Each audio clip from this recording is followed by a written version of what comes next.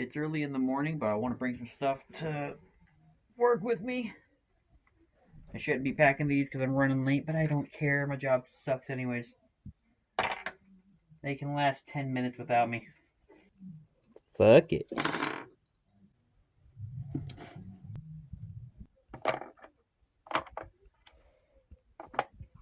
I hate to pack so much for only like 3 things, but it's fine. I gotta hurry up and get going though.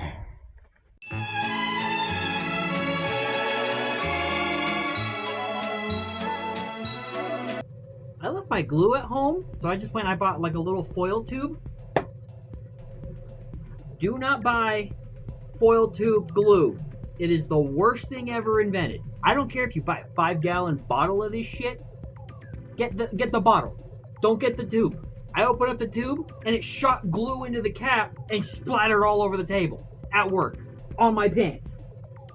I can't show that. Every day I wake up and I put on my clown makeup so I can go to the circus. I did get my models done. They look great. I just got to put a little bit more stuff on them before I can put them in the case. I got the project done. We are not going to talk about the project. I also cleaned more of the hallway because I abandoned that project, and I should not abandon that project. I think I finally might be out of my depressive ADHD slump. No guarantees. But if it means that I am finally ready to start working on stuff again, I will. I'm glad I finally found super glue that I like, but I still hate super glue and think it's worse than cars and trees. The little toughs make all the difference. I did record a little something the other day, but then I got sidetracked and ended up recording nothing at all. So what I did get was brain worms. The worms! The worms! If you know me, I constantly talk about the worms.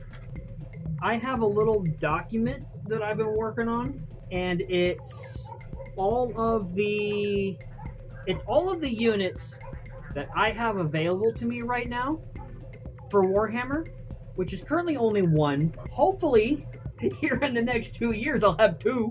The idea is, as I am adding to my army, I'm working on a master document that goes through everything.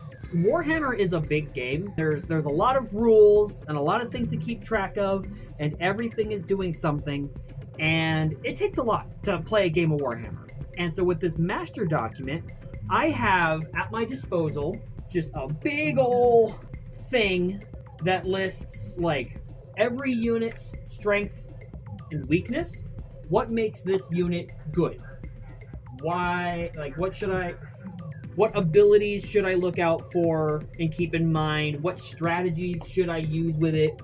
How should I utilize this game piece? I did one of these for my Cadians, but now here soon, I'm gonna add a whole nother thing to my army. The Demolition Cyclops vehicle.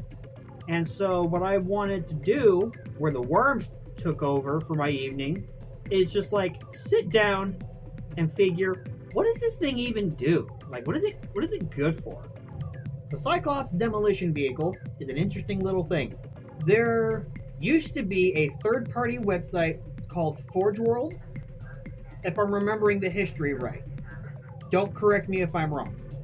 There was a third-party website called Forge World, and Games Workshop liked their stuff so much that they bought Forge World and just roped them into their design studio. So Games Workshop produced the plastic kits. Forge World produced resin kits. If you want the big expressive stuff, be it small specific squads of infantry or giant mechanical pieces, that's when you went to Forge World. The Cyclops demo vehicle is a resin kit, and it is a Forge World kit, and that is interesting because in the latest edition of Warhammer, in the past couple of years, they've really been trying to get rid of the resin kits. So there used to be all kinds of infantry and tanks and planes and cavalry, artillery, like a whole swath of stuff for the guard from Forge World. And they are getting rid of those kits. They stopped producing them, they stopped selling them, and now they have a specific rule set called Legends, which is you can still play with these toys, but you get this one set of rules that we made at the beginning of the edition, and we're not touching them again, right? So if they suck, they suck. Now, the interesting thing about the Great Forge World Purge is we lost a lot of stuff here in the Guard, but there is two things that survived: an airplane and the Cyclops demo vehicle. So I don't know what that means or entails, but it's really interesting that out of all of the resin stuff that survived, it was these two. So now what is the Cyclops demo vehicle?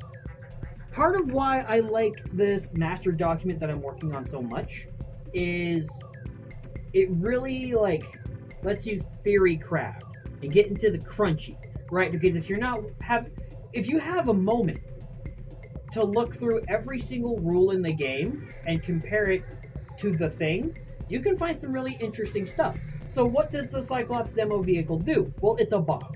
You drive it in and you blow it up. It's an okay bomb. Like, it doesn't do a lot of damage, but it seems to be very consistent in dealing that damage. Not a lot of damage, but it's good damage.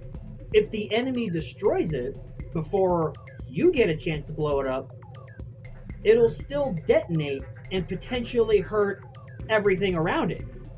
That's nuts. And it's only 25 points, which is dirt cheap for guard. For anything, really. So it's only one-time use, but the interesting thing is it's not like a shooting phase thing. Like, anytime the Cyclops ends its movement, or an enemy nearby ends its movement, you can detonate it. So you can blow it up on the enemy's turn. You don't have to blow it up on your turn. And so while it's not going to deal a lot of damage, it has that potential as like a mind game. Here is this little box that is incredibly easy to hide, and you can position it in areas you don't want the enemy to go. So then they have to go out of their way to approach your bomb and deal with it, or just stay away from that area. It's got great mind game potential. And so it's really fun to just like get into the rules and find out what crunchy things you can figure out and play with. All right, I don't have a lot of time for the rest of today. I would like to get to bed at a reasonable hour. But I got all my stuff done today, and I got my Cadians done. I can get them in the case. I'm probably going to be just as busy tomorrow, but I'm over it. Have a good night, y'all. Woo!